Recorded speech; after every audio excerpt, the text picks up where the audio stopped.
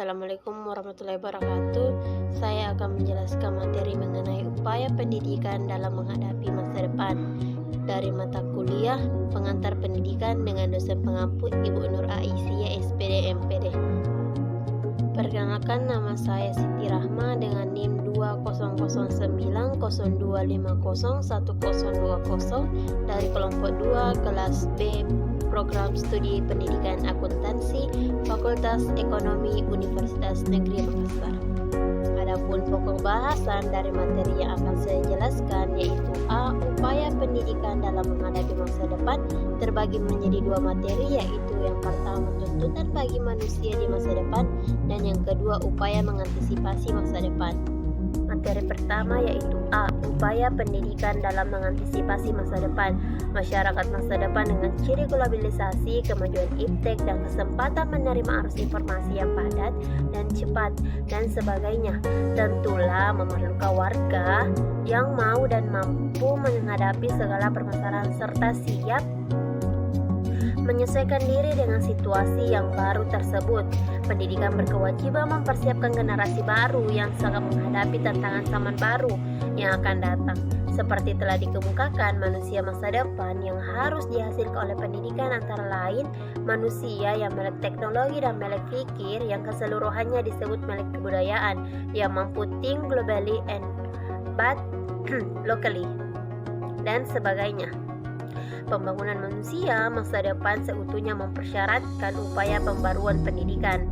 Edgar Faure dalam Surat 18 Mei 1972 yang mengatur laporan Komisi Internasional Pengembangan Pendidikan yang diketahuinya yang dikirim kepada Direktur Jenderal UNESCO mengemukakan bahwa rumusan-rumusan tradisional dan perbaikan-perbaikan sebagian tidak mampu memenuhi kebutuhan pendidikan yang belum pernah ada, yang timbul dari tugas dan fungsi baru yang harus dipenuhi.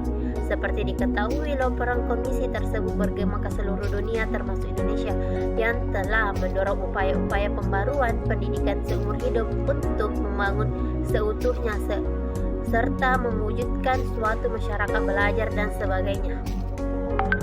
Keberhasilan antisipasi terhadap masa depan pada akhirnya ditentukan oleh kualitas manusia yang dihasilkan oleh pendidikan, seperti diketahui dengan telah ditetapkannya Undang-Undang Republik Indonesia Nomor 2 Tahun 1989 beserta peraturan pelaksanaannya, maka telah ditetapkan atau telah dimantapkan kerangka landasan pembangunan sektor pendidikan untuk bersama-sama dengan sektor lainnya akan memberikan dasar yang lebih kuat bagi proses tinggal landas dalam pembangunan jangka panjang kedua, yaitu tahun 1994 sampai 2019. Pembangunan manusia Indonesia seutuhnya merupakan kunci keberhasilan bangsa dan negara Indonesia dalam abad 21 yang akan datang. Oleh karena itu, kajian selanjutnya materi yang pertama yaitu tuntutan bagi manusia masa depan atau manusia modern. Dalam pembicaraan tentang perkiraan masa depan, secara tersirat telah pula dibicarakan tentang tantangan-tantangan yang akan dihadapi manusia masa depan, seperti kemampuan menyesuaikan diri dan memanfaatkan peluang globalisasi dalam berbagai bidang, wawasan dan pengetahuan yang memadai tentang iptek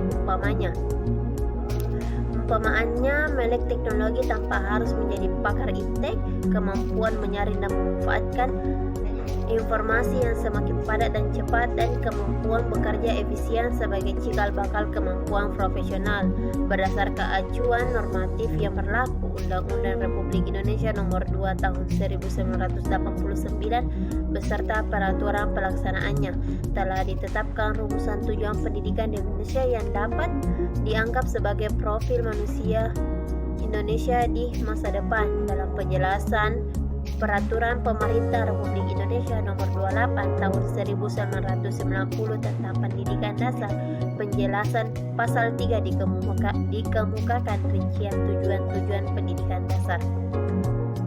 Rincian tujuan-tujuan pendidikan dasar tersebut dapat dipandang sebagai profil dasar manusia Indonesia di masa kini dan masa depan, melingkupi dua sisi utama dari setiap upaya pendidikan, yaitu pengembangan pribadi manusia dan penguasaan iptek. Menurut Van Hasan, upaya pendidikan dalam pemantapan kesejatian diri atau being lebih penting daripada apa yang tergolong sebagai milik having, yakni aspek penguasaan iptek.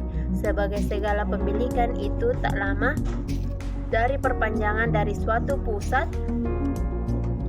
yang sadar akan diri pribadinya untuk menjadi orang Indonesia untuk jenjang pendidikan dasar.